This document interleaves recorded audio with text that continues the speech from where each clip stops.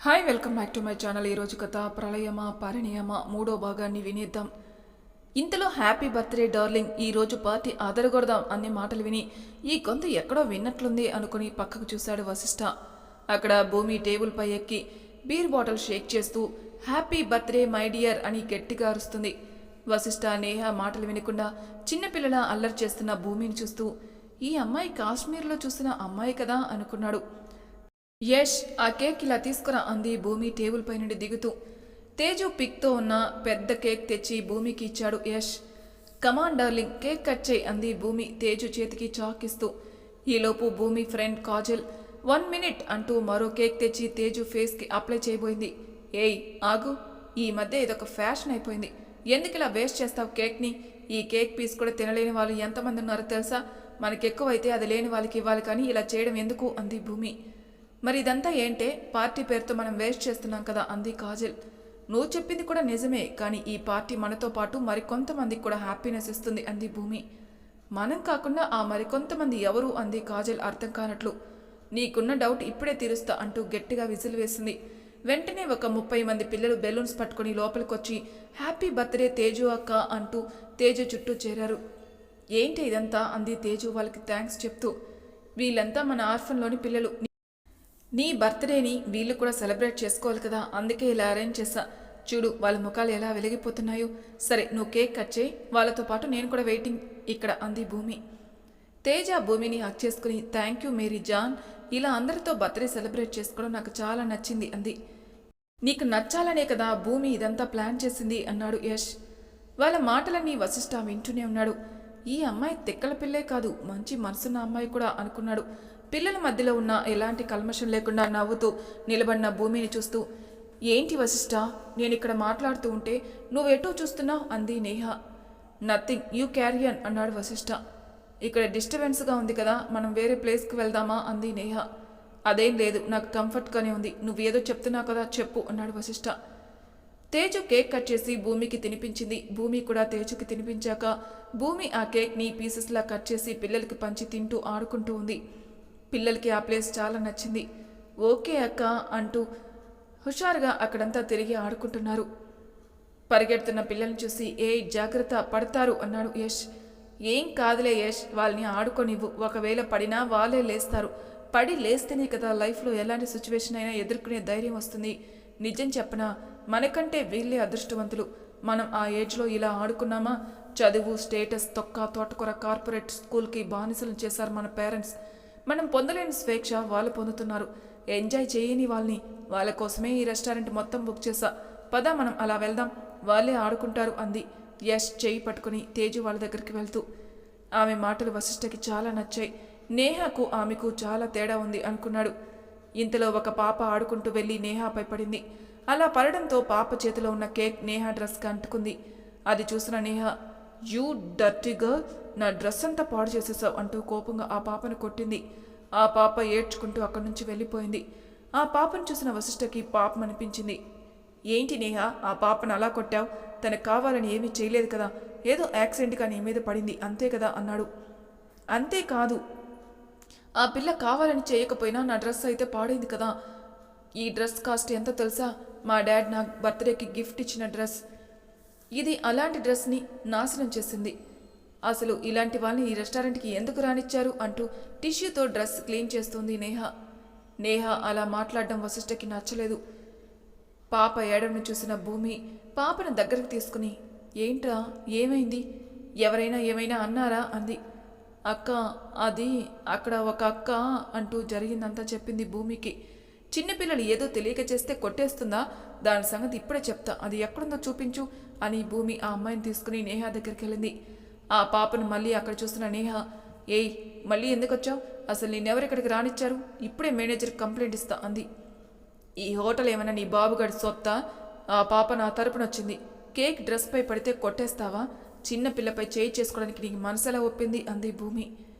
ఏయ్ mind your language, అసలు మధ్యలో నువ్వెవరే అంది నేహ. మైండు లేదు, బ్లైండు లేదు, ముందు పాపకి సారీ చెప్పు అంది భూమి. ఏమన్నావు? నేను సారీ చెప్పాలా? ఎందుకు చెప్పాలి? నా డ్రెస్ పాడు చేసింది ఆ పాప, తనే నాకు సారీ చెప్పాలి అంది నేహ. నీ తొక్కలో డ్రెస్ కోసం నువ్వే తన్ని కొట్టావు, సో నువ్వే పాపకి సారీ చెప్పాలి అంది భూమి. అసలు ఈ డ్రెస్ కాస్ట్ ఎంతో తెలుసా? ఈ డ్రెస్ కొన్న డబ్బులతో ఆ పాప జీవితాంతం బ్రతకొచ్చు అంది నేహ పొగరుగా. గడిది గుడ్డేం కాదు, నేను తలుచుకుంటే ఇలాంటి డ్రెస్సులు తయారు చేసే ఫ్యాక్టరీనే కొలగలను. ఎక్కువ మాట్లాడకుండా ముందు సారీ చెప్పు అంది భూమి. నేను చెప్పను, ఏం చేసుకుంటావో చేసుకో అంది నేహ. ఏం చేస్తానా అంటూ సైలెంట్గా కాలు మీద కాలు వేసుకుని అదంతా చూస్తున్న వశిష్ఠను చూసి, ఏమయ్యా పెద్ద మనిషి, చూడ్డానికి హ్యాండ్సమ్గా ఉంటే సరిపోదు, మేమిక్కడ ఎంత గొడవ పడుతున్నాం, అలా ఇంతెంత కళ్ళేసుకొని చూస్తూ కూర్చోకపోతే నీ గర్ల్ ఫ్రెండ్కి నువ్వైనా చెప్పచ్చు కదా పాపకి సారీ చెప్పమని అంది. ఇదేంటి నా మీద పడింది అనుకుని, నేహ ఆ సారీ ఏదో చెప్పేసేయి వెళ్దాం అన్నాడు వశిష్ఠ. నో వశిష్ఠ, ఇలాంటి వాళ్ళకి నేను సారీ చెప్పాలా? No way. మనమేంటి, మన లెవెల్ ఏంటి, నాకు ఇక్కడ ఉండాలంటేనే చాలా చిరాగ్గా ఉంది అని విసురుగా అక్కడి నుంచి వెళ్ళబోయింది. వశిష్ఠ కూడా వెళ్తుంటే భూమి అతనికి అడ్డుగా నిలబడి, హలో మిస్టర్ హ్యాండ్సమ్, నీ గర్ల్ ఫ్రెండ్ సారీ చెప్పకపోతే ఏమైంది? తన బదులు నువ్వు సారీ చెప్పు, అప్పుడు ఇక్కడ నుండి కదులు అంది. వశిష్ఠ వెంటనే పాప ముందు మోకాళ్ళపై కూర్చొని ఆ పాపకి సారీ చెప్పాడు. వశిష్ఠ అలా చేస్తాడని భూమి ఎక్స్పెక్ట్ చేయలేదు. అతను తన పాకెట్లో ఉన్న బ్లాంక్ చెక్ తీసి పాపకిచ్చి, ఇక నేను వెళ్ళొచ్చా అన్నాడు భూమిని చూస్తూ. సారీ, మీరు ఇంత మంచివారిని అనుకోలేదు, అయినా మీ గర్ల్ ఫ్రెండ్కి అంత పొగరు పనికిరాదు. నిజం చెప్పనా, తను మీకు అస్సలు కరెక్ట్ కాదు, కుదిరితే బ్రేకప్ చెప్పేయండి అంది భూమి. భూమి మాటలకి నవ్వుతూ అక్కడి నుండి వెళ్ళిపోయాడు వశిష్ఠ. భూమి వెళ్తున్న వశిష్ఠను చూస్తూ ఉండిపోయింది. ఆ పాప అక్క అంటూ భూమి చేతిని తట్టి తన చేతిలో ఉన్న చెక్ భూమికిచ్చింది. భూమి దాన్ని ఆశ్చర్యంగా చూసి, ఇదేంటి బ్లాంక్ చెక్ ఇచ్చాడు, ఇందులో వీడి ఆస్తంతా రాసేసుకున్నా ఏం మాట్లాడ్డా ఏంటి, బాగా బలిసినోడై ఉంటాడు అనుకుని ఆ చెక్ బ్యాగ్లో పెట్టుకుని, సరే పదండి పిల్లలు, మీకు నచ్చిన ఐటమ్స్ చెప్పండి, ఆర్డర్ పెడతా అంది. ఓకే వశిష్ఠ, ఈరోజు నా మూడేం బాగాలేదు, మనం మళ్ళీ మీట్ అవుదాం, ఈసారి ఇలాంటి వాళ్ళు రాలేని ప్లేస్లో కలుద్దాం అంది నేహ. నేహ, నీ బిహేవియర్ నాకు నచ్చలేదు, చిన్న విషయానికే ఓవర్గా రియాక్ట్ అయ్యావు అన్నాడు వశిష్ఠ. వాళ్ళతో అలా బిహేవ్ చేయడమే కరెక్ట్, అయినా అలాంటి వాళ్ళ గురించి మాట్లాడుకోవడం కూడా నాకు ఇష్టం లేదు. ఓకే, నాకు ఇక్కడ చాలా అనీజీగా ఉంది, వెళ్దామా అంది. ఓకే అన్నాడు వశిష్ఠ తన కారు దగ్గరికి వెళ్తూ.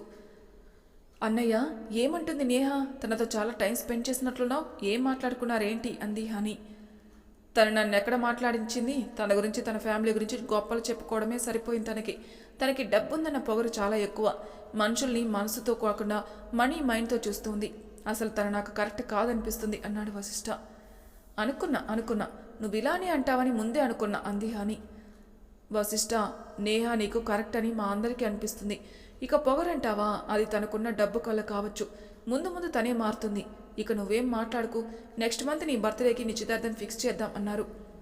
మా అది కాదు అని వశిష్ఠ ఏదో చెప్పబోతున్నా వశిష్ఠను మాలిని గారు ఆపేసి, నువ్వేం చెప్పినా నేను వినను, నేను వాళ్ళకి మాటిచ్చాను, తనే మన ఇంటి కోడలు, కాబోయే కోడలు అన్నారు. అవును వశిష్ఠ, అమ్మ చెప్పినట్లు పెళ్ళైతే తనే మారుతుంది, ఈ రోజుల్లో పిల్లలు అలానే కదా ఉంటున్నారు, మీ చెల్లి కూడా ఏమైనా తక్కువ, నిన్ను చూసుకునే కదా దాని పొగరంతా అన్నారు ఇందిరాగారు. హనీ ఇందిరాగారిని కోపంగా చూస్తూ, ఈ నాని కళ్ళు ఎప్పుడు నా మీదే ఉంటాయి, నాకు పొగరంట, అన్నయ్య ముందు నా పరువు తీసిపడేసింది అనుకుంది మనసులో. నాని, నా చెల్లికి నన్ను చూసుకునే పొగరు, కానీ డబ్బును చూసుకొని కాదు, మనకి ఎంత డబ్బున్నా మనం కూడా సాధారణ మనుషులమే అని గుర్తించాలి, డబ్బుతో మనుషుల్ని వేరుగా చూడకూడదని నా అభిప్రాయం, నా చెల్లి ఎప్పటికీ అలా ఉండదు అన్నాడు వశిష్ఠ. హనీ గర్వంగా ఇందిరాగారిని చూసి, ఇప్పుడేమంటావు నాని అంది.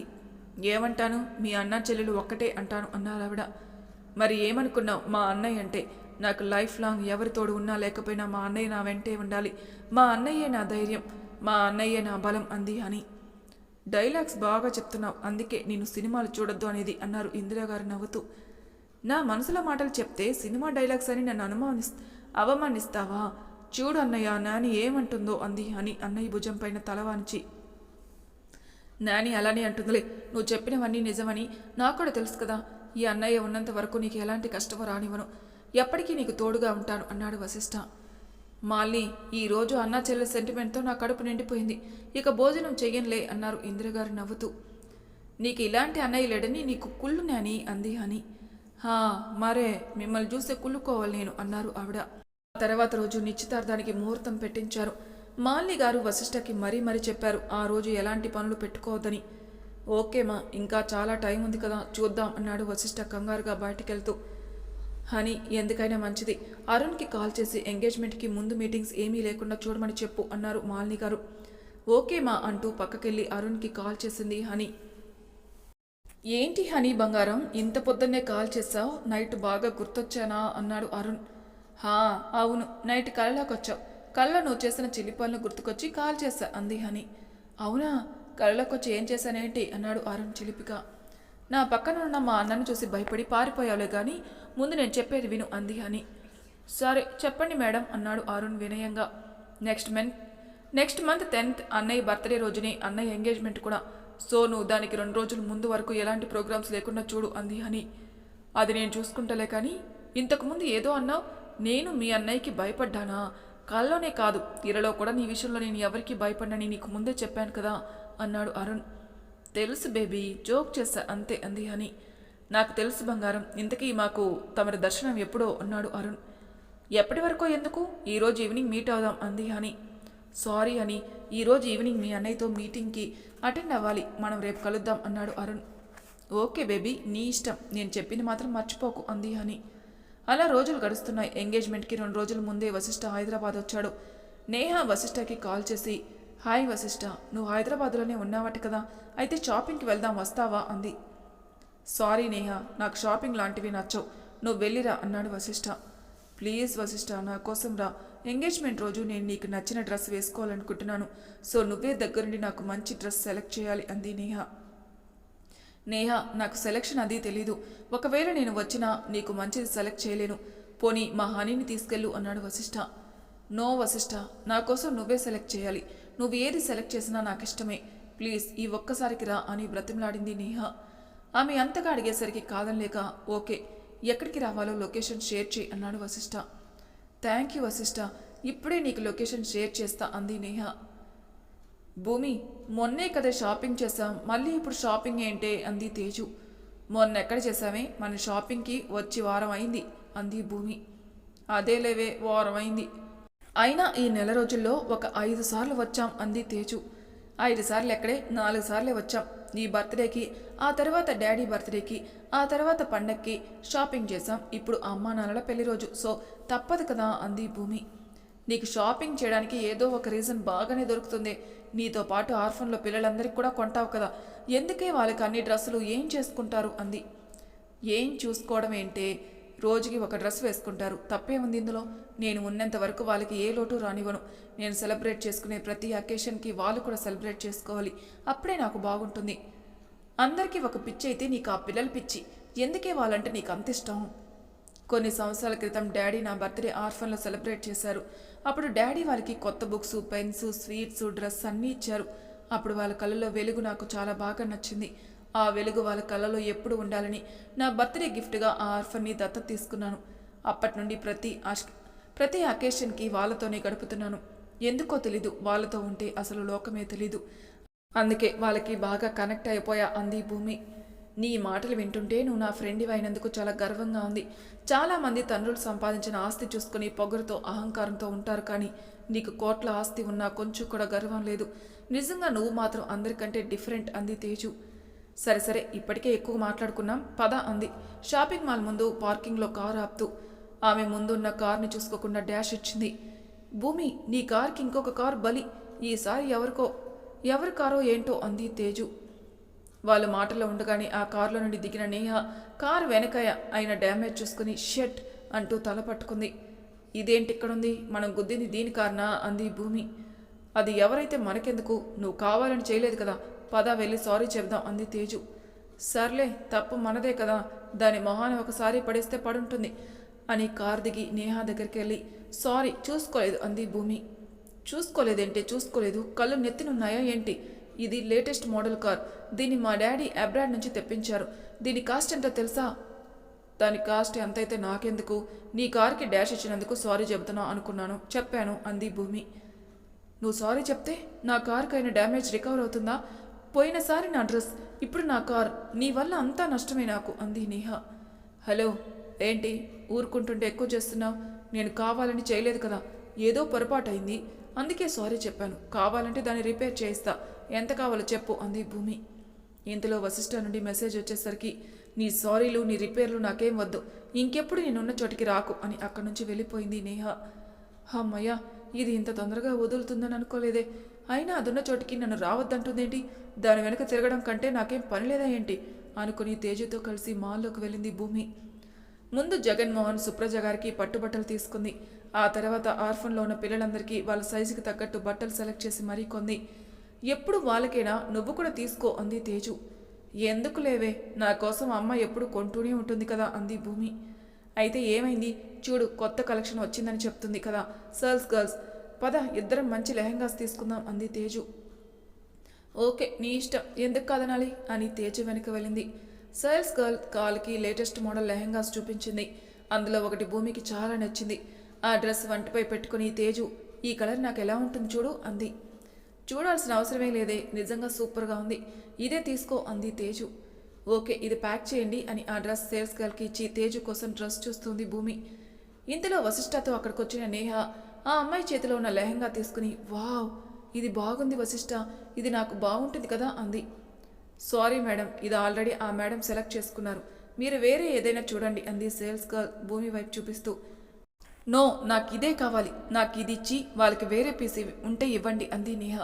సారీ మేడం, ఆవిడ ఈ డ్రెస్ బిల్లింగ్కి ఇచ్చేస్తారు, సో ఆవిడ పర్మిషన్ లేకుండా మీకు ఇవ్వలేం, కావాలంటే మీరు ఆ మేడంని అడగండి అంది భూమిని చూపిస్తూ. ఆమె చూపించిన వైపే చూసిన నేహ అక్కడున్న భూమిని చూసి, ఈ డ్రెస్ ఇది సెలెక్ట్ చేసుకుందా, ఇప్పుడు నేను దీన్ని అడుక్కోవాలా, దానికంటే ఈ డ్రెస్ వదులుకోవడమే బెటర్ అనుకుంది. కానీ ఆ డ్రెస్ చూస్తుంటే వదలబుద్ధి కాలేదు. అలాంటిదే ఇంకొక డ్రెస్ కావాలని అడిగింది, కానీ అలాంటిది ఒక్కటే ఉందని ఆ సేల్స్ గర్ల్ చెప్పింది. ఆ అమ్మాయి అలా అనేసరికి నేహ డల్ అయిపోయింది. అక్కడ ఇంకేం నచ్చలేదు కూడా తనకి. నేహ ఎందుకలా ఉన్నావు, పోనీ వెళ్ళి ఆ అమ్మాయిని అడుగు అన్నాడు వశిష్ఠ. నో వశిష్ఠ, తనని అడగడం నాకు ఇష్టం లేదు అంది నేహ. ఆ డ్రెస్ నీకు అంతగా నచ్చినప్పుడు అడగడం తప్పేముంది, ఇస్తే ఇస్తుంది లేకపోతే లేదు అన్నాడు వశిష్ఠ. ఒకవేళ ఇవ్వనంటే నా ఈగో హర్ట్ అవుతుంది, అదంతా నాకు ఇష్టం లేదు అంది నేహ. పోనీ నీకు అడగడం ఇష్టం లేకపోతే నేను అడుగుతా అని భూమి దగ్గరికి వెళ్ళి హాయ్ మిస్ అన్నాడు. ఎవరబ్బా ఇంత పద్ధతిగా పిలుస్తున్నారు అనుకుని వెనక్కి చూసిన భూమి అక్కడున్న వశిష్ఠను చూసి, హలో మిస్టర్ హ్యాండ్సమ్, మీరేంటి ఇక్కడ అంది. నేను తనతో షాపింగ్కి వచ్చాను అన్నాడు. తనకు మీరు సెలెక్ట్ చేసుకున్న డ్రెస్ నచ్చిందట, మీకు అభ్యంతరం లేకపోతే తనకిస్తావా అన్నాడు. నాకేమీ అభ్యంతరం లేదు, కానీ మీరెందుకు వచ్చారు, తనే రావచ్చు కదా అంది భూమి. నీకు తెలుసు కదా తను కొంచెం ఈగో ఇష్టని, అందుకే నేను వచ్చాను. సరే నేను కొంచెం ఆలోచించుకొని చెప్తా అని తన బ్యాగ్లో చెక్ తీసి అతనికి ఇచ్చింది. ఏంటిది అన్నాడు వశిష్ఠ. ఇది మీరిచ్చిన బ్లాంక్ చెక్, మాకు దీని అవసరం లేదు అందుకే తిరిగి ఇస్తున్నాను అంది భూమి. ఇది ఆ పిల్లలకి యూస్ అవుతుందని ఇచ్చాను, వాళ్ళ కోసం ఖర్చు చేయండి అన్నాడు వశిష్ఠ. సారీ, వాళ్ళని చూసుకోవడానికి నేనున్నాను, మీ డబ్బు అవసరం లేదు, ఒకవేళ అవసరమైతే ముందు మిమ్మల్ని అడుగుతాను అంది భూమి. ఓకే ఇంతకీ మీ పేరు అన్నాడు వశిష్ఠ. నా పేరు భూమిక, అందరూ భూమి అంటారు, మీరు కూడా అలానే పిలవచ్చు, మరి మీ పేరు అంది భూమి. నేను వశిష్ఠ, వశిష్ఠ గ్రూప్ చైర్మన్ అన్నాడు వశిష్ఠ. అవునా, మీ పేరు చాలాసార్లు విన్నాను, కానీ ఇదే మొదటిసారి చూడ్డం. మా డాడీ మీ గురించి చెప్తూ ఉంటే మిమ్మల్ని ఓ రేంజ్లో ఊహించుకున్నాను, కానీ మీరు చాలా సింపుల్గా ఉన్నారే అంది భూమి. అదేంటి అలా అంటావు, నేను కూడా మనిషినే కదా, ఇంతకీ ఆ డ్రెస్ గురించి ఏం ఆలోచించావు? సరే మీరు అడుగుతున్నారు కాబట్టి ఇస్తాను. ఇంతకీ అకేషన్ ఏంటి అంది భూమి. 2 డేస్లో మా ఎంగేజ్మెంట్ ఉంది అందుకే అన్నాడు వశిష్ఠ. ఏంటండి తనకి బ్రేకప్ చెప్పమన్నాను కదా, చెప్పలేదా? ఎంగేజ్మెంట్ కూడా చేసేసుకుంటున్నారా? సర్లే అది మీ ఇష్టం కదా, ఎనీవే కంగ్రాట్స్. మరి మమ్మల్ని మీ ఎంగేజ్మెంట్కి పిలవరా అంది భూమి. ఎందుకు పిలవను, మీరు మా ఎంగేజ్మెంట్కి తప్పకుండా రావాలి అని వెన్యూ ఎక్కడో అడ్రస్ కూడా చెప్పాడు. ఓకే తప్పకుండా వస్తా, నేను ఇంకా చాలా షాపింగ్ చేయాలి, మిమ్మల్ని మీ ఎంగేజ్మెంట్ రోజు మీట్ అవుతా అని అక్కడి నుండి వెళ్ళిపోయింది భూమి. అదేంటే అంత మంచి డ్రెస్ తనకి ఇచ్చేసావు అంది తేజు. పోనీలేవే, వాళ్ళ లైఫ్లో ముఖ్యమైన అకేషన్ కదా, పైగా మనం తన కార్కి డాష్ ఇచ్చాం అందుకే ఇచ్చా, అయినా మనం అవన్నీ ఎప్పుడు వేసుకుంటాం, నాకు ఈ జీన్స్ అండ్ టీషర్ట్స్నే కంఫర్ట్గా ఉంటాయి. సర్లే మరి ఎంగేజ్మెంట్కి వెళ్తున్నావా అంది తేజు. హా నేనే కాదు, నాతో నువ్వు కూడా వస్తున్నావు అంది భూమి. వశిష్ఠ నేహ దగ్గరికి వెళ్ళి ఆ అమ్మాయి ఆ డ్రెస్ ఇవ్వడానికి ఒప్పుకుంది అని సేల్స్ గర్ల్తో దానికి బిల్ ఇవ్వమని చెప్పాడు వశిష్ఠ. నో నాకు ఆ డ్రెస్ వద్దు వశిష్ఠ అంది నేహ. మరి తర్వాయి భాగంలో ఏం జరుగుతున్న నెక్స్ట్ ఎపిసోడ్లో తెలుసుకుందాం. అంతవరకు నా ఛానల్ సబ్స్క్రైబ్ చేయని వాళ్ళు ప్లీజ్ సబ్స్క్రైబ్ చేసుకోండి, లైక్ చేసి షేర్ చేయండి, మీ అభిప్రాయాలు నాకు కామెంట్ రూపంలో తెలియజేయండి. Thank you for listening.